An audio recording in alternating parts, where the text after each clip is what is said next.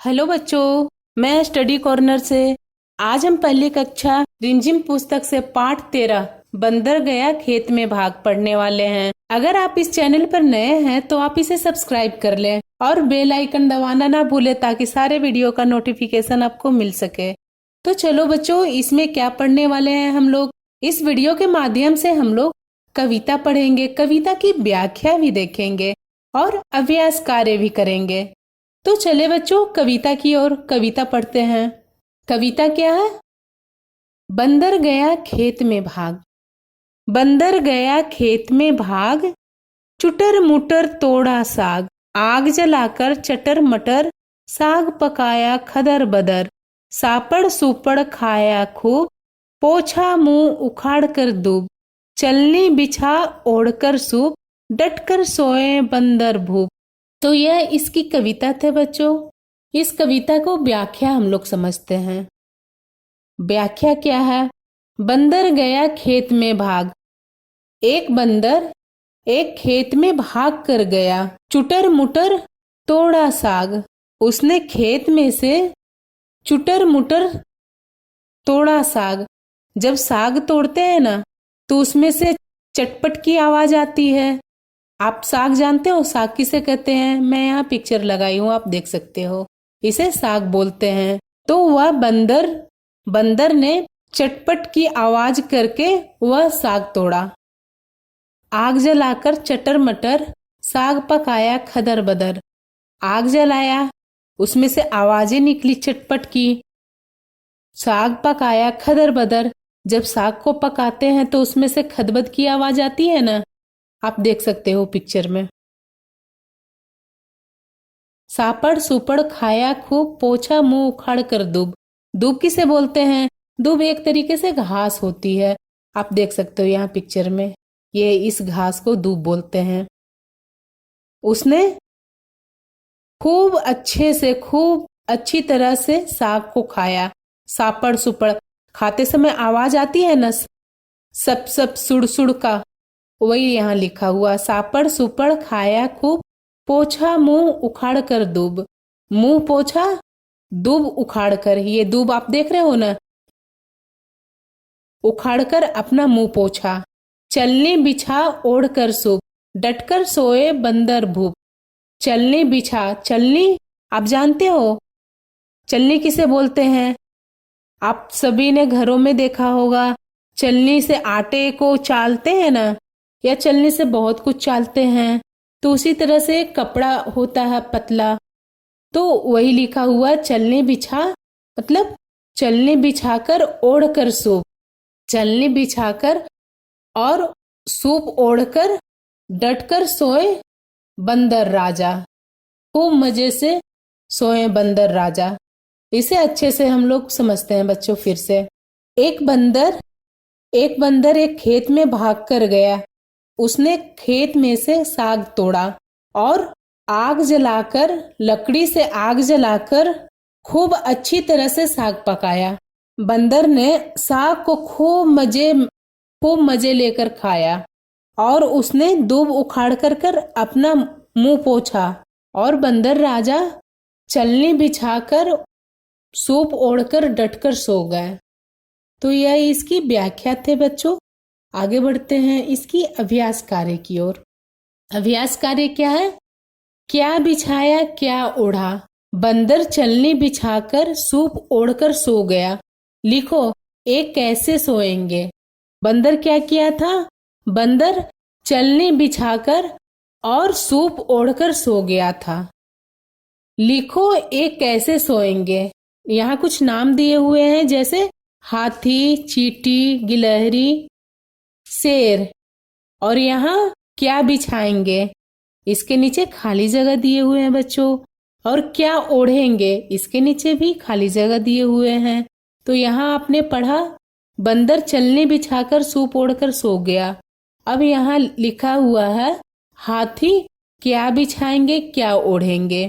तो हाथी क्या बिछाएंगे, यहाँ क्या हम लोग लिखेंगे इस खाली जगह पर? हाथी पत्ते बिछाएंगे और क्या ओढ़ेंगे? झाड़ियाँ ओढ़ लेंगे। फिर यहाँ क्या दिया हुआ है? चिट्टी चिट्टी क्या बिछाएंगे? चिट्टी आपने देखा होगा, छोटे छोटे चिट्टी। चिट्टी क्या बिछाएंगे? बालू बिछाएंगे। और क्या ओढ़ेंगे? तिनके ओढ़ेंगे। गिलहरी, गिलहरी क्या बिछाएंगे? गिलहरी घास बिछाएंगे। और क्या ओढ़ेंगे? पत्ते ओढ़ लेंगे। गिलहरी घास बिछाएंगे और पत्ता ओढ़ेंगे। शेर क्या करेंगे? क्या बिछाएंगे? तो सूखी मिट्टी बिछाएंगे। और क्या ओढ़ेंगे? केले के कुछ पत्ते ओढ़ लेंगे। तो यह हमारा अभ्यास कार्य पूरा हुआ। फिर यहाँ क्या लिखा है? ये क्या है? ये क्या बोल रही है? मेरे लिए भी तो कुछ सोचो, मैं क्या ओढ़ूं, क्या बिछाऊं? अपने पिछले पेज में पढ़ा ना। बंदर क्या ओढ़ा था? सूप ओढ़ा था और चलनी बिछाया था। अब नीचे यहाँ क्या लिखा है? यहाँ देखें, झटपट झटपट खटपट खटपट। जैसे साग पकाया, साग पकाते समय खदर बदर की आवाज आती है ना, तो इस खाली जगह पर पहले से ही लिखा हुआ है खदर बदर। तो यहाँ साग पकाया खदर बदर। अब इसी तरह से कुछ शब्द दिए हुए हैं बच्चों, और यहाँ खाली जगह दिए हुए हैं। वैसे इसमें क्या लिखा है? खाया सबने, तो यहाँ झटपट झटपट लिखते हैं। यहाँ पानी पिया सुपड़ सुपड़, मारे खराटे खर खर, गिरे पलंग से धम धड़ाम। तो यह हमारा अभ्यास कार्य पूरा हुआ बच्चों। और आगे बढ़ते हैं। आगे क्या है? यहाँ क्या लिखा है? भागो भागो भागो। बंदर खेत से साग तोड़कर भागा। कौन कौन से काम करने के बाद तुम्हें भागना पड़ता है?